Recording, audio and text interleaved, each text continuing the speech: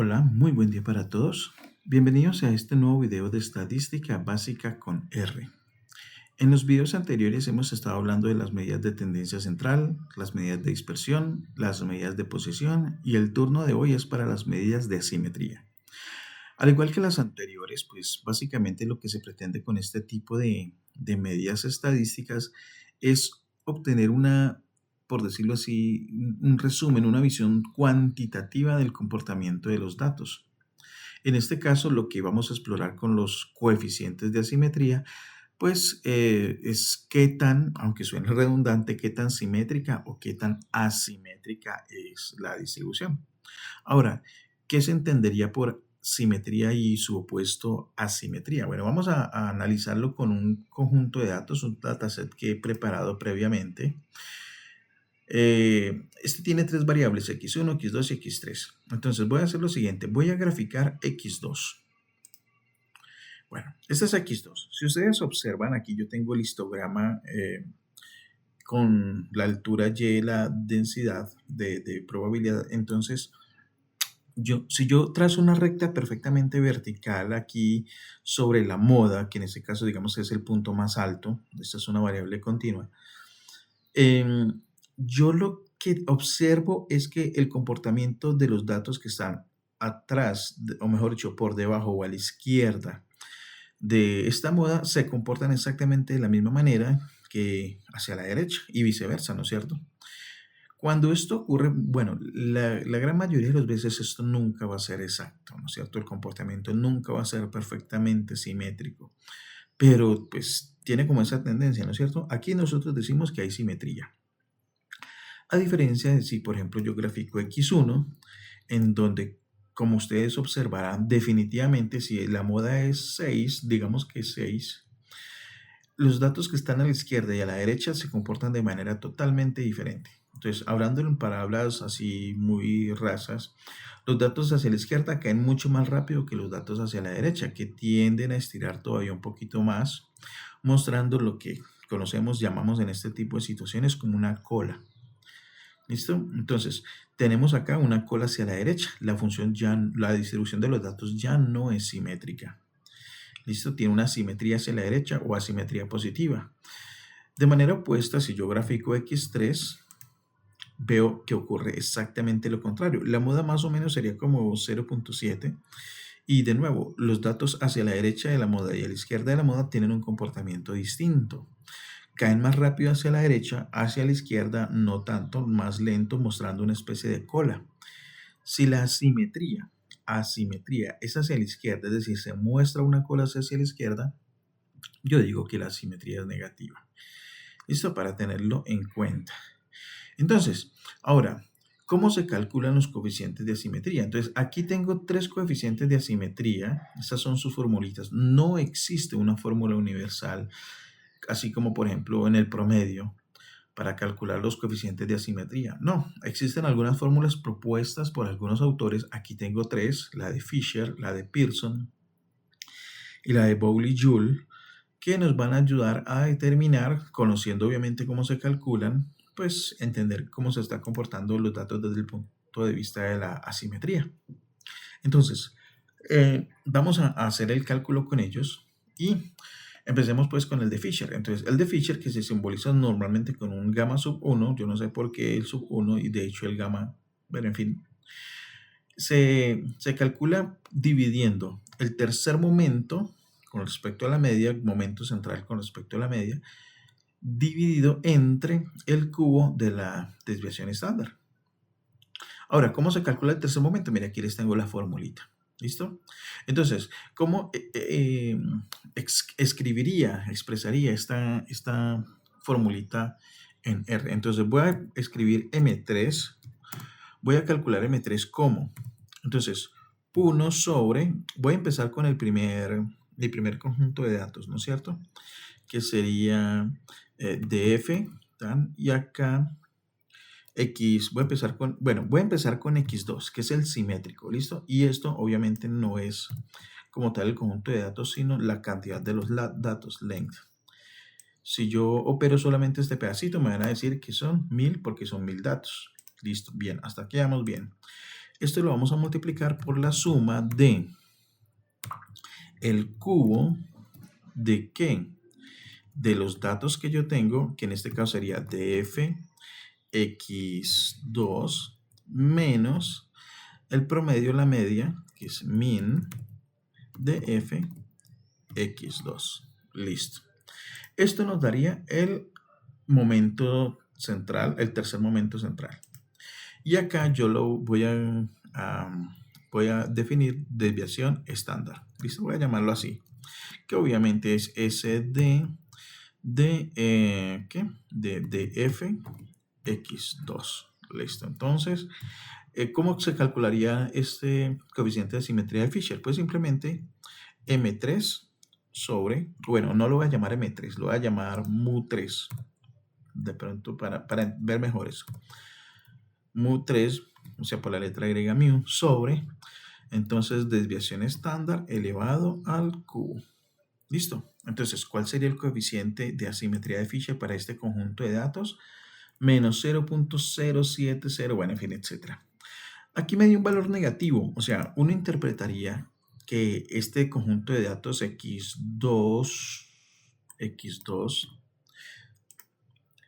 ¿no es cierto? Tiene una especie de asimetría negativa, o sea, cola hacia la izquierda. Sin embargo, pues evaluémoslo con mayor detalle, o sea, este 0.07 es muy pequeño. Es casi un cero, ¿no? Yo sé que ustedes miran, no es tan parecido al cero, pero bueno, sí, en fin.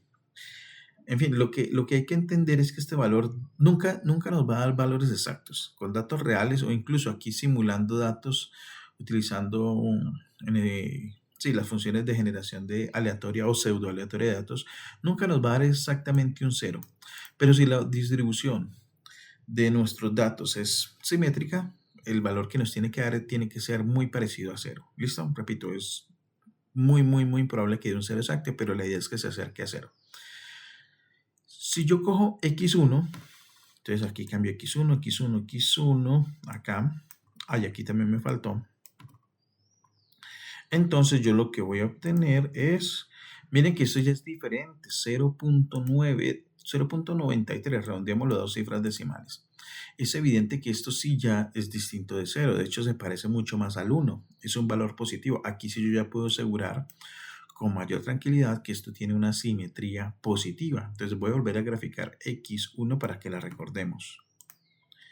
Asimetría positiva. Y ahora voy a hacerlo con x3. x3, aquí sería x3 y aquí sería x3. Entonces esto nos tiene que dar negativo.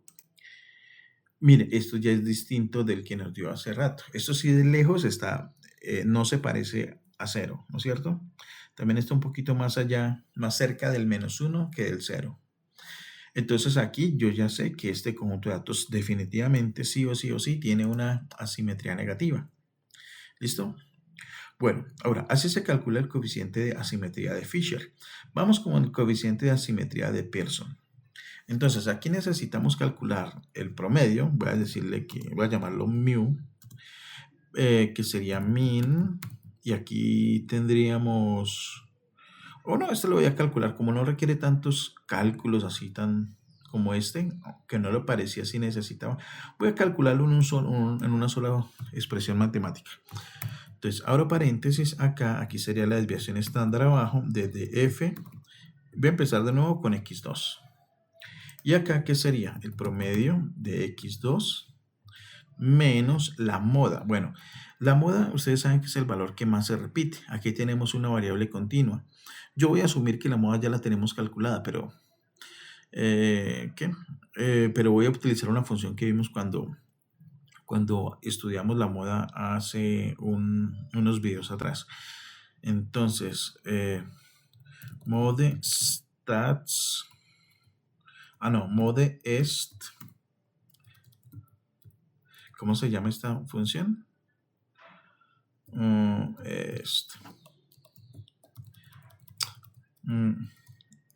Bueno, permítanme un segundo. MLB, esa pertenece a una librería llamada ModeEst. Ve, tan raro que no me la... MLB, abro paréntesis. Ve, curioso. Entonces de f, x2, y voy a ponerle aquí method, a ver, el método Minship es como el mejorcito. Bueno, todos son muy buenos. Lo que pasa es que para propósitos generales, digamos que se acomoda mejor. Listo. Entonces aquí ya tenemos la media, el promedio, restándole la moda y todo eso dividido entre la desviación estándar. Y entonces eso nos daría el coeficiente de asimetría de Pearson. X2, me equivoqué yo aquí. Aquí sería DF X2. Pues porque yo tengo esto dentro de un dataset, ¿no es cierto? O sea, dentro de este dataset. Listo. Entonces acá sería, mire, dice menos 0.118. Bueno, en realidad este valor, bueno, aquí también pasó algo, me salió este detallito acá. Eso es porque esta función me entrega información adicional que no la quiero. Ups, perdón. No la necesito. Entonces voy a ponerle as numeric y ahorita sí esto.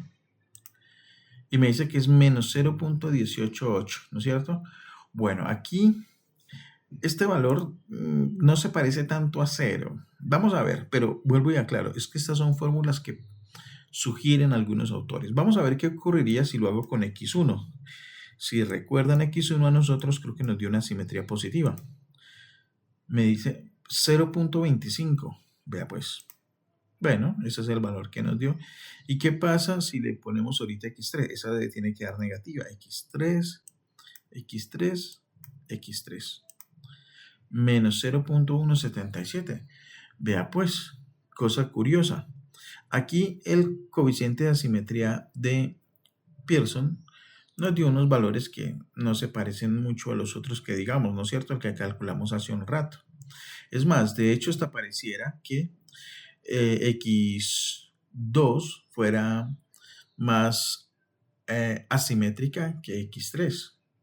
Cosa curiosa. Bueno, esos son los valores que a nosotros nos dieron. Uy, perdón. ¿Listo? Bueno, eso nos dio el coeficiente de asimetría de Pearson. Quiero revisar por si fue que metí algún valor mal aquí. X2, X3. Listo. En serio que se me hace raro que haya estado así. Pero bueno, ese es el cálculo. Aquí está de acuerdo a la fórmula. No tenemos la culpa. Listo. Ahora, vamos a calcular esos coeficientes de asimetría con los de Boyle, con la fórmula de Boyle-Joule. Entonces, aquí sería así, de esta manera. Bueno, voy a hacerlo en una sola fórmula. Quantile, entonces, de f x1, bueno, voy a empezar con x2, que es la más simétrica, ¿no es cierto? Y aquí voy a especificar que sea el cuantil 3/4, listo. Ahorita, más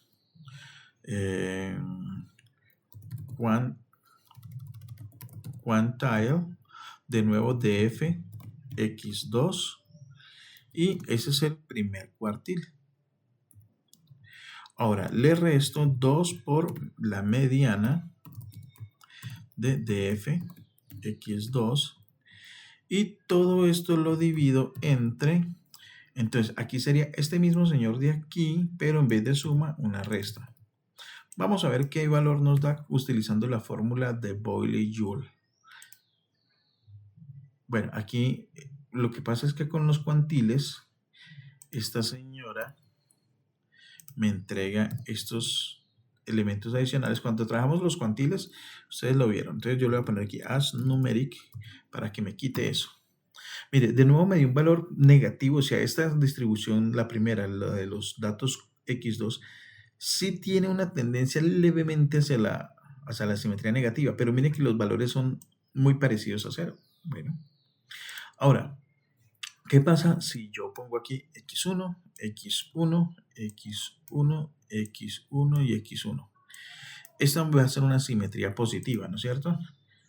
0.0566. Bueno, me dio simetría positiva, pero curiosamente, curiosamente esto muy pequeña, cosa que me sorprende, pero bueno, en fin, insisto, estas son las fórmulas propuestas por estos autores.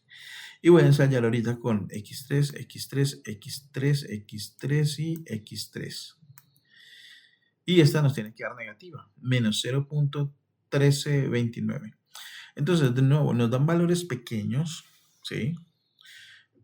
Yo diría que es como un poquito complicado de establecer con precisión. Siempre es bueno acompañarse de la gráfica, ¿no? ¿Qué tan asimétricas o simétricas son con estas fórmulas? Pero estas son algunos de los más usados. Listo, no pasa nada, nosotros nos apegamos a las fórmulas. Pero sí que hiciéramos algo interesante ahorita. Utilicemos pues las fórmulas que nos proporciona R. Bueno, R como tal de base no tiene una fórmula de asimetría, pero existe una librería llamada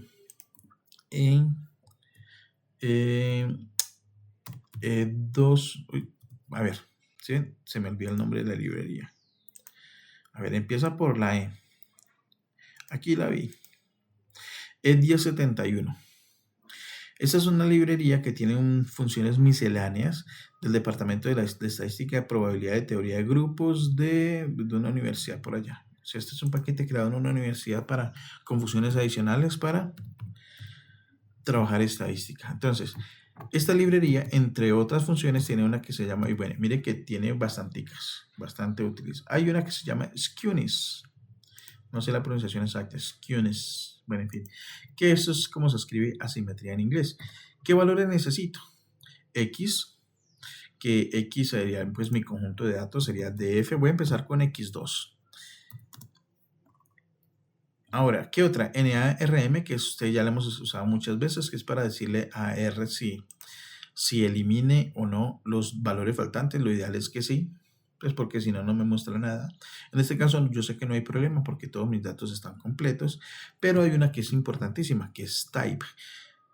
Entonces, ¿cómo sería en este caso? Bueno, voy a venir por aquí y voy a poner skewness. Bueno, y me interesa esta. Ve, mire, aquí hay más. Aquí hay más librerías que traen. Esta no la conozco, yo siempre he usado esta. Bueno, listo. Entonces, ¿qué pasa con el type? Dice que es un entero entre 1 y 3 que selecciona uno de los algoritmos para el cálculo de la asimetría, los cuales están detallados a continuación. Entonces, tipo 1 utiliza esta relación matemática. La simetría tipo 2, con la fórmula, perdón, tipo 2, la calcula usando esta fórmula, que por ejemplo, esta me dice que es la que se usa en SAS y SPSS, dos paquetes estadísticos. Esta dice que es la que se suele utilizar en muchos de los libros viejos de estadística. Y esta formulita que dice que es la que se suele usar en Minitab y BMDP. Entonces, si nosotros miramos esta formulita, mire que es la primera que usamos. O sea, esa es la misma del coeficiente de Fisher. ¿Listo? Entonces, esta es la primera, que a mí me dio resultados como más razonables. Entonces, ¿será que por defecto, cuál es la que calcula? A ver, ¿cuál es la que calcula? Aquí no aparece. ¿Dónde está? Tiene que por aquí decirlo. No lo dice. No dice cuál es la que por defecto calcula.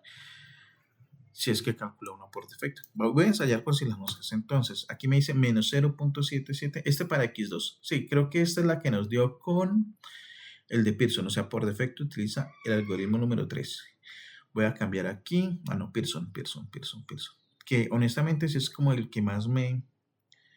el de Fisher. Qué pena, el de Fisher. Que es el que como que más me convenció. Porque ahí había mucho más claridad con respecto a la interpretación de la asimetría. Entonces, X2, X2, X2 y aquí X2. Efectivamente, es menos 0.07075.4. Mírelo, aquí está. Efectivamente, entonces por defecto utiliza la de Fisher. Listo. Y entonces si yo quiero calcular la tercera, bueno, 1 que es positiva, 0.92, ¿se acuerdan? ¿Esta cuánto nos da? Menos 0.60 y algo, si no me equivoco, menos 0.62. No, menos 0.67. Bueno, sabía que era por ahí. Pero claro, nosotros podemos utilizar otro tipo, ¿no? Vamos a ver qué pasa con el tipo 1. Bueno, en este caso dio igual. Tipo 2. Ven, curioso, dio igual, ¿sí? Vamos a ver con el 2. tipo 2, si es tipo, ¿sí? Type. ¿Ven? Listo. Entonces resulta que nos dio prácticamente el mismo valor. Estas fórmulas son como más sólidas, creería yo. Eh, bueno, vamos con X1. Sí, aquí X1. Vean, este señor con el tipo 1, tipo 2. Aquí sí notamos levemente un cambio. Tipo 3. También notamos levemente un cambio, ¿no es cierto? Entre tipo 1, tipo 2 y tipo 3. Miren que estas fórmulas que trae R son como más sólidas, ¿no es cierto? Pero igual, nosotros hicimos el ejercicio de implementar estas formulitas, la de Pearson y la de Pauli y Joule, como pues para comprender más el funcionamiento de R y como para entender, vuelvo y repito, que no existe como tal una fórmula universal que diga así es que se calcula el coeficiente de simetría. No, son los autores que sugieren fórmulas y entendiendo esa fórmula es que uno va a interpretar el valor que le da. ¿Listo? Bueno, entonces, por ahora dejo así. Sugiero, obviamente, como ya se dieron cuenta, si uno tiene todos los datos y no se quiere complicar tanto, pues utilizar las fórmulas que trae R. Son mucho más consistentes, por ejemplo, si las comparamos con esta de acá. Aunque bueno, aquí ya identificamos que, por ejemplo, el tipo 3 es la de Fisher. Bueno, muchas gracias por su atención. Espero que hayamos aprendido bastante en este video sobre la simetría de un conjunto de datos, cómo calcularla de manera manual o utilizando la fórmula de la librería E1071. Y pues nada, si les gustó el video, ojalá sea así, no olviden dejar su like y suscribirse, por supuesto, también si no lo han hecho. Un buen día para todos.